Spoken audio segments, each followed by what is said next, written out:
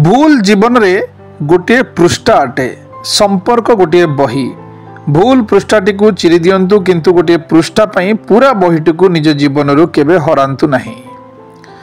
संतुष्ट रुहंतु किंतु आशा छाड़ंतु नहीं कारण आशा एमिति एक जिनिस जहाँ बिना मनीष बंची पारि न थाए। सुना रखिया पई लकर मिलिजिवो टंका रखिया पई बैंक मिलिजिवो किंतु हृदयर कथा को गुप्त रखिया पई सचोट लोकटी मिलिबा बहुत कष्टकर।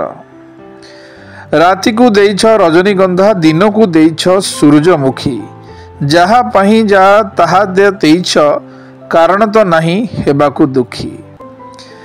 मिथ्यार धाराटी क्षणस्थायी किंतु मन रख सत्यर धाराटी चिरस्थायी।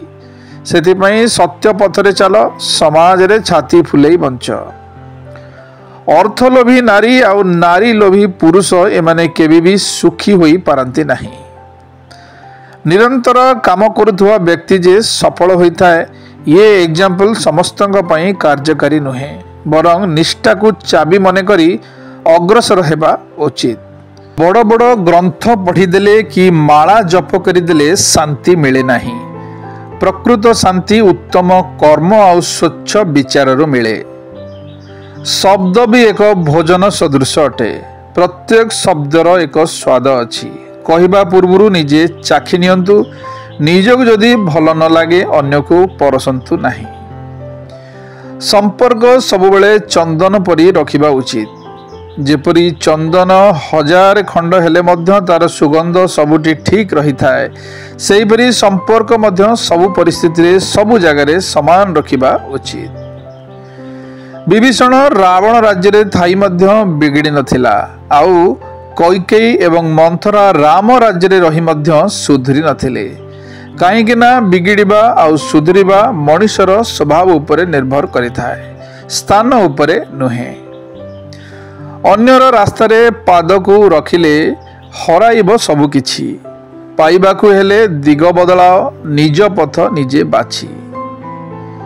अस्थायी जीवन रे चिरस्थायी हेला मनुष्यर सुंदर व्यवहार जहा मृत्यु परे भी समस्तंक पाखरे स्मृति होई रही जाए। मृत्यु परे भी जदि बंचिबाकू चाहुछ तेबे एमिति किछि लेखि जाओ जहाकू पढ़ी लोके प्रेरणा पाइबे किंबा एमिति किछि करि जाओ तुमर कार्य को लोके मन रखिबे। आखि पचारिला लुह को अरे कष्ट तो मते लगुछि तू कहीं बारंबार चली आसुछु हेले लुह कहला तू सिना अच्छु बोली मु अच्छी तू नाहु तो मु भी नहीं तेणु बंधु हेब तो आखि आउ लुह परी। शुभ सकाळ दिनटी आपणकर मंगलमय हो।